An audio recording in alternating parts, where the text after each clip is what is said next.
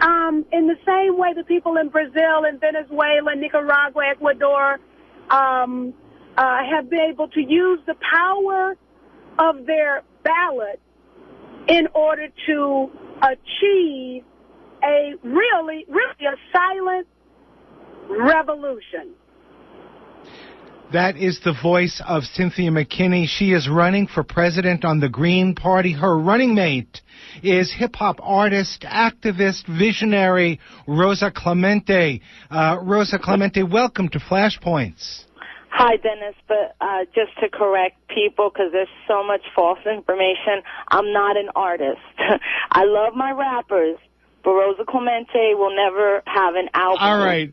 Well, I'm first and foremost an activist, a scholar activist, intellectual, and community organizer. It's a pleasure to be on. Thank you. Thank you so much. And why don't you, in that context, tell us how would you distinguish yourself a little bit, say, from Dick Cheney? Wow. Well, first, I'm running for his job. Second, I won't ever be in jail for war crimes.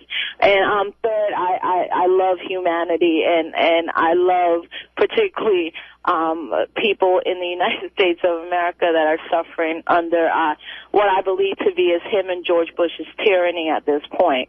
So, yeah, that's what I'll say about Dick Cheney. I want to get you both to focus on a couple of key issues that mean a lot to the listeners of this network. And I want to talk about criminal justice. I was horrified, Cynthia Mckinney, to see Barack Obama make the comment that the death penalty is okay sometimes. Can the death penalty...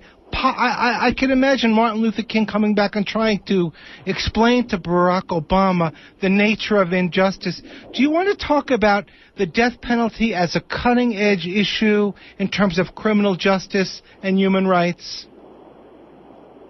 Well, first of all, I would just say that I agree with you that many of the visionaries of our past who helped to create the environment that we take for granted today would be shocked to hear that in the midst of such injustice that the presumptive Democratic nominee would basically stand in line with previous Democratic nominees to say that the death penalty is okay. And Rosa Clemente, what about criminal justice and the death penalty, and a little bit more about what the injustice system means to people who don't have the money to buy that bird called freedom? Well, I mean, for my generation and the ones coming up right behind us, the number one pressing domestic issue after employment and education is obviously the prison industrial complex. And I come from a generation that the war on drugs has been a war on youth of color, that even the policing and COINTELPRO-like activities within hip-hop artists and activists can be seen up until the recent shooting of Sean Bell and hundreds of unarmed black and Latino men in this country. As it regards the death penalty, I've always been an ardent, I of course don't support the death penalty. Being raised as a Catholic, it was always very contradictory to me to see some people in my faith support the death penalty. But particularly when we know that the death penalty is racist.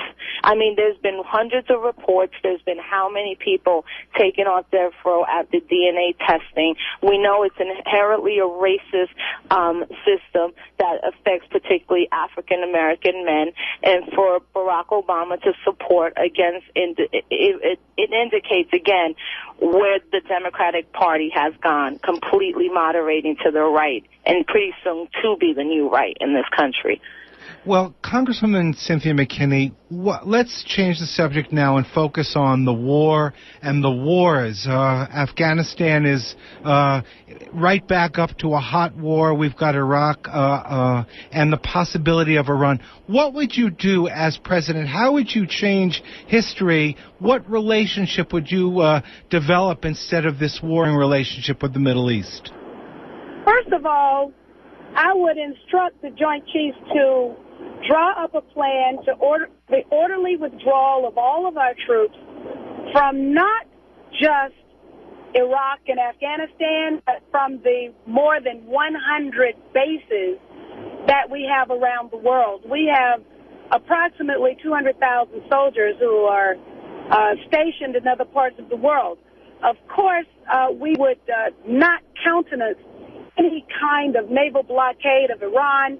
We've already got quotes from the Democratic presumptive nominee talking about bombing Iran, nuking Iran, bombing Pakistan. That's a kind of macho lingo that really has no place now. The United States needs to tamp down on the militarism and institute, for example, one of the things that I would do is institute a Department of Peace and change the Department of State where we have our ambassadors, but we would rename and rebrand the Department of State as the Department of Peace so that people around the world would know that there has been a wholesale change in the U.S. orientation to the rest of the world. And we would also remind our own ambassadors what they are there for. And Rosa Clemente, the person holding the office that you're now running for, is one of the architects of the expanding war, wants to go to war in Iran. What's your response to another war? Oh, I'm sorry. I faded in and out. Can you repeat that? Well, the current person holding the position you're running for wants to go to war against Iran. What's your response to that? I mean, it's unacceptable to even think that this country would be going to another war. You know, again, being in my generation, I mean, I'm seeing way too many young people, working class young people being drafted into a war because going into the military because they have no jobs. And I mean, I'm anti-war and anti-violence. That's what our party speaks about. And to spend more money on wars when the infrastructure in this country is falling apart as it relates to young people, no summer youth employment, jobs, recreation centers closing down because they don't have money to pay staff. I clearly see that the wars abroad are wars at home, too, particularly against working class young people. And that's where I want to take it with you, Cynthia Mckinney. We go from the wars abroad to the war against the poor, the war against the immigrant. We now see the immigrants being demonized. We're seeing another wall being built by the same company building the wall between Israel and Palestine, now building a wall at the southern border. What about this war against the poor at home? What can we do about it? Well, you can follow my example and not give our most precious political asset to a party that is totally unworthy.